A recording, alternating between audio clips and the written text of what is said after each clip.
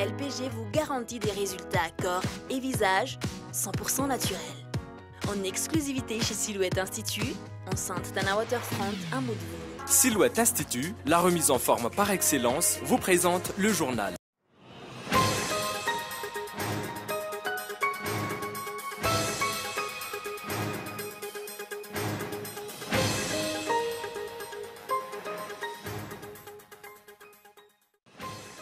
Ni le nom, ni la photo des candidats à l'élection communale ne seront affichés sur les bulletins uniques.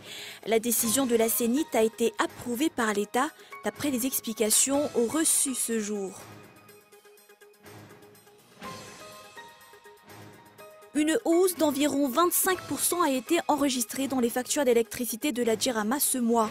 Par ailleurs, les délestages continuent dans certaines zones de la capitale. Et nous allons revenir sur le crash du vol Germanwings. Andreas Lubis, ce copilote qui a fait écraser un Airbus dans les Alpes le 24 mars, avait répété son geste sur le vol aller entre Düsseldorf et Barcelone, selon un rapport d'étape du bureau d'enquête et d'analyse.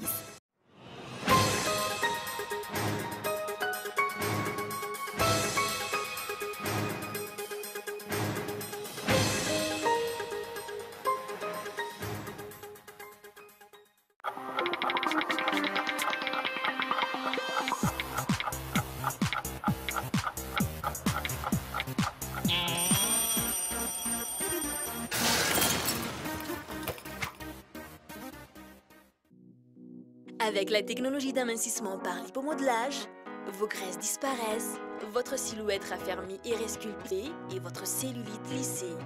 Les soins Endermolite comblent et lissent les rides, raffermissent et redensifient la peau, redessinent l'ovale du visage. Sans douleur, sans chirurgie, la stimulation cellulaire LPG vous garantit des résultats corps et visage 100% naturels.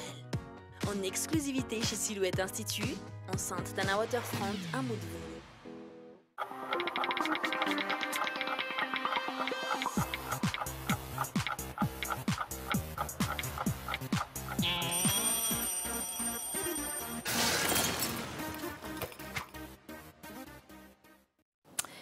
Bonsoir à tous et merci de nous rejoindre sur Cool TV. À l'Assemblée nationale, les bruits courent sur l'empêchement du président de la République. Après les événements de la semaine dernière, les discussions vont être rudes lors de cette première session ordinaire. De vifs débats entre les membres du gouvernement et les députés sont attendus. Le gouvernement Ravel Narif devrait passer donc à l'Assemblée nationale une fois par mois, selon la loi. Sora Kotunjin. La résolution des assises sur la dissolution de l'Assemblée nationale pousse les députés à mobiliser leurs forces pour la session ordinaire, ce qui va peut-être s'amplifier lors de la rencontre avec le gouvernement, selon le député Lucien Irma Naarmam, élu sous la couleur orange. Jusqu'à maintenant, le rapport de force à l'Assemblée nationale n'est pas encore clair après ces assises sur la réconciliation. Mais de forts débats sont prévus vu qu'il y a encore les 32 députés membres du groupe parlementaire HVM et ceux qui s'alignent du côté du pouvoir. En outre, les bruits courent sur une probable collecte de signatures pour l'empêchement du président Radon Armapian. Ce qui n'était qu'un simple bruit de couloir selon Cité Nrajena Soulniek, premier questeur de la Chambre basse. Ni le nom ni la photo des candidats à l'élection communale ne seront affichés sur les bulletins uniques. La décision de la CENIT a été approuvée par l'État d'après les explications reçues ce jour. Cette décision a été prise dans le but donc d'assurer l'égalité de chance des candidats. Les politiciens craignent la mise en place des élections communales. Jusqu'ici, seules les communes à proximité d'Antananarive ont enregistré des candidats. Lili Rabiat. 2 jours avant la clôture du dépôt de candidature, la CENIT a pris 2 grandes décisions. La date limite de dépôt de candidature sera reportée au 15 mai et les noms et photos des candidats ne seront pas affichés sur les bulletins uniques. Pour respect du principe du scrutin de liste,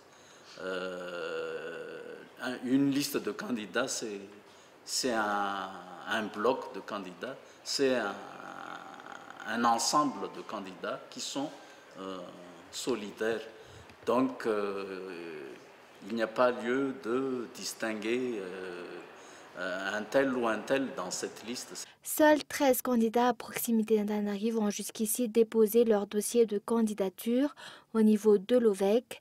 Les candidats team de leur côté approuvent la décision du gouvernement et de la CENIT. Les candidats regroupés au sein de l'Alliance de leur côté ne comprennent pas la soudaine décision. Cela constitue une désorganisation, explique-t-il.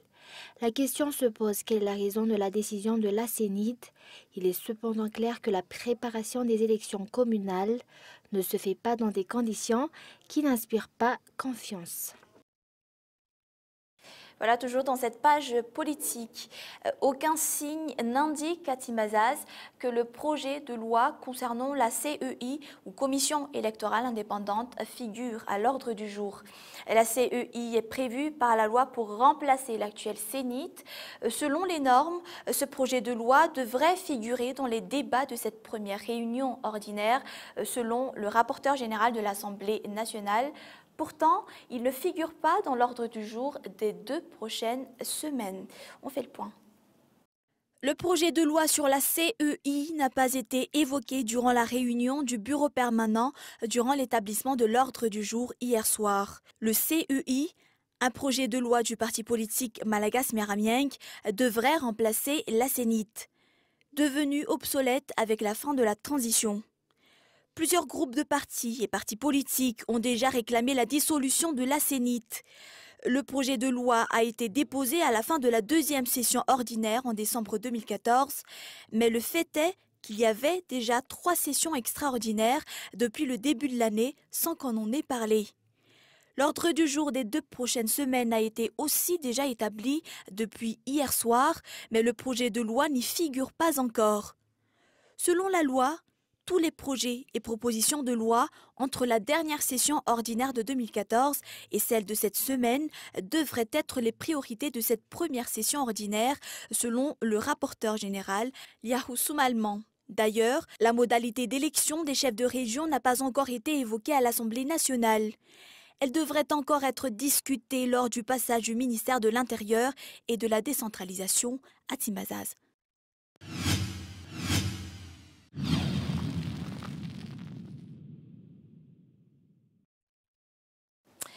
Une hausse d'environ 25% a été enregistrée dans les factures d'électricité de la Djirama ce mois. Par ailleurs, les délestages continuent dans certaines zones de la capitale. Le ministre de l'Énergie a déclaré pourtant la fin des délestages au mois d'août prochain. Michael Armarola. Des hausses de 30 à 50% du coût de l'électricité commencent à être remarquées. Pour ces usagers, le montant de leur facture a toujours été avec la même consommation. Pour ce mois-ci, leur facture est de l'ordre de 42 550 ariars contre 35 340 ariars le mois précédent avec la même consommation. Les délestages n'ont aucun impact sur le montant de leur facture.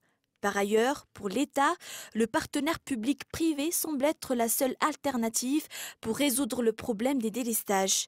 Les clients n'ont pas ainsi le choix, ils doivent accepter la hausse du montant des factures.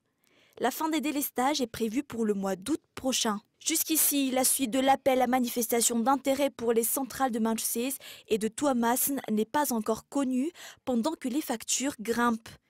L'État compte-t-il sur le privé pour la gestion et la réhabilitation des 2 centrales ou compte sur la hausse des factures pour en finir avec les problèmes d'électricité ? Et voilà, 7 grandes maisons de commerce venues de 7 régions de Madagascar participeront à la FIM ou Foire internationale de Madagascar qui débutera demain. La FIM rassemblera plusieurs acteurs économiques malgaches dans le but de promouvoir les entreprises malgaches dans le cadre de la 10e édition de cette Foire internationale de Madagascar qui va se tenir du 7 au 10 mai au Parc des Expositions Forello Expo. Le comité d'organisation de l'événement va lancer pour la 9e année consécutive le pavillon France de la FIM. 200 entreprises participeront à cette 10e édition. La spéciale guest, la Réunion, fera donc la différence avec les éditions précédentes. Chaque semaine, le prix des produits de première nécessité ne cesse de grimper, dont en particulier le sucre, la farine et l'huile. Quant au prix du riz, on a pu constater une baisse. Et puis voilà, passé de 1700 ariars la semaine dernière à 1500 ariars le kilo. N'empêche que ce prix n'est pas encore à la portée de la population, selon toujours le sondage que nous avons effectué aujourd'hui. Selon Hugues Johnson, économiste, l'absence de dialogue entre les responsables et les opérateurs est l'une des principales causes de la variation des prix. Gaëtan Geslav. Le prix du riz tourne actuellement aux alentours de 1500 ariars, alors que voilà une semaine, il était encore à 1700 ariars le kilo. Malgré cela, ce prix reste encore inaccessible pour la plupart des consommateurs. À part le riz, on a pu constater une hausse sur le prix du sucre, de l'huile, de la farine et du savon. Le prix d'un litre d'huile s'élève actuellement à 5 000 ariars, 3 000 à 3 600 ariars pour la farine. Un sac de sucre importé de Thaïlande coûte actuellement 550 000 francs et le sucre local 450 000. On a pu constater une hausse sur d'autres PPN.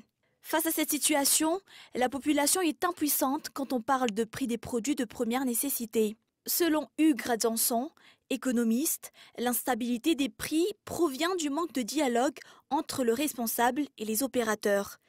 L'État malgache et les opérateurs doivent se confronter, échanger des informations sur les circuits de distribution des PPN. Il doit y avoir un consensus entre les deux entités pour en sortir une solution durable. La réhabilitation de la route entre Ambatjazak et Muramang, par exemple, doit être une priorité afin que le riz du lac Alauch puisse arriver à temps à Antananarivo. Il en est de même pour les autres régions. D'après cet économiste, en l'absence d'un contrôle interne, tout le monde peut prendre des décisions à sa guise. Tout cela retombe sur la tête de la population. Et nous passons aux actualités internationales. Les passagers du vol aller ont échappé de peu à la catastrophe. Andreas Lubitz, le copilote de la Germanwings, qui a délibérément fait s'écraser un Airbus dans les Alpes le 24 mars, avait préparé son geste lors du vol aller entre Düsseldorf et Barcelone, selon un rapport d'étape du bureau d'enquête et d'analyse publié aujourd'hui. France 24. Un mois et demi après le crash de la 320 de Germanwings, on commence à avoir de nouveaux détails sur les circonstances de l'accident. On apprend aujourd'hui, d'après un rapport du bureau enquête-analyse, que le copilote Andreas Lubitz avait eu une attitude étrange lors du vol aller Düsseldorf-Barcelone. Selon le BEA, lors de ce vol aller, le copilote, seul dans ce poste de pilotage, a à plusieurs reprises sélectionné temporairement le niveau d'altitude 100 pieds. En clair, il donnait l'ordre à son avion de s'écraser. Le copilote a fait ses manipulations, le commandant de bord était sorti du cockpit. Ces manipulations n'ont pas eu d'effet sur la trajectoire de l'avion, donc le commandant de bord n'a rien vu pendant ce temps-là. Et quand il est revenu dans le cockpit, le copilote avait réaffiché une valeur d'altitude normale sur ce pilote automatique, donc il n'y avait plus rien d'anormal, donc le commandant de bord n'a pas pu se rendre compte de quoi que ce soit. Pour le moment, il est impossible de savoir si le copilote a voulu écraser son appareil à l'aller ou s'il répétait simplement sa manœuvre, notamment pour tester les réactions du commandant de bord. Préparation de son geste pour le retour ou peut-être tentative de le faire à l'aller, on le saura en recoupant les informations des tours de contrôle, des centres de contrôle et des paramètres de vol. Ce premier rapport du BEA montre en tout cas la détermination du copilote et sa volonté de projeter son appareil sur les montagnes avec tous ses passagers. Et voilà, on passe au sport. Après avoir perdu le combat du siècle contre Floyd Mayweather, Manny Pacquiao a annoncé qu'il devait se faire opérer de l'épaule après s'être blessé durant sa préparation. Or, le boxeur avait affirmé avant le match qu'il était en parfaite santé. Deux Américains portent plainte et le combat continue devant la justice, cette fois. France 24. Manny Pacquiao continue de prendre des coups. Après sa défaite contre Floyd Mayweather, c'est maintenant sur le terrain judiciaire que le boxeur philippin va devoir se défendre. Deux Américains réclament des millions de dollars de dommages. Ils reprochent à Manny Pacquiao d'avoir caché une blessure à l'épaule avant son combat à Las Vegas. 2 semaines avant le combat, mon épaule allait de mieux en mieux. Mais je n'ai pas pu récupérer à 100%. Le Philippin est également menacé de poursuites pour parjure. Il n'a pas signalé sa blessure sur son questionnaire médical. Je ne l'aurais sûrement pas autorisé à combattre, et ce, pour de nombreuses raisons. Mais d'abord pour le protéger lui, et puis parce que je ne pense pas qu'il pouvait être à son niveau habituel avec cette blessure. C'est sûrement pour cela que le combat du siècle a été si décevant et que Floyd Mayweather n'a eu aucun mal à venir à bout de son adversaire.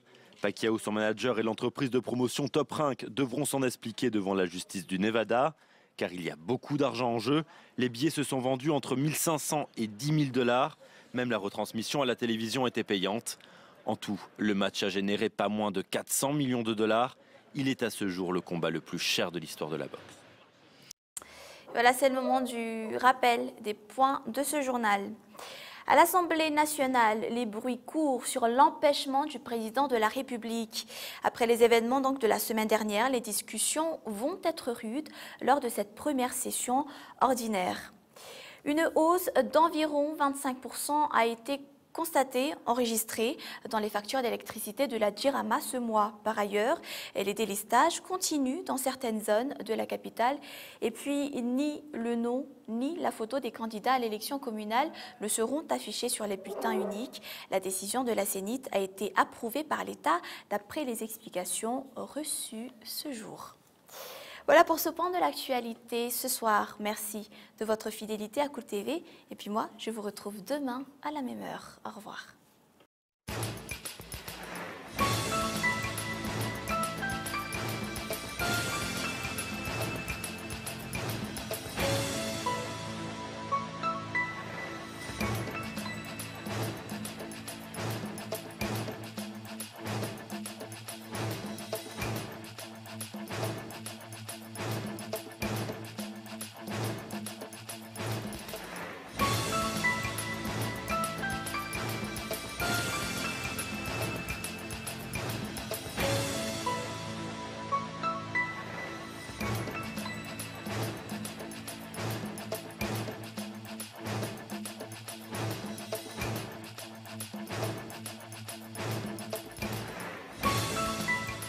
C'était le journal avec Silhouette Institut.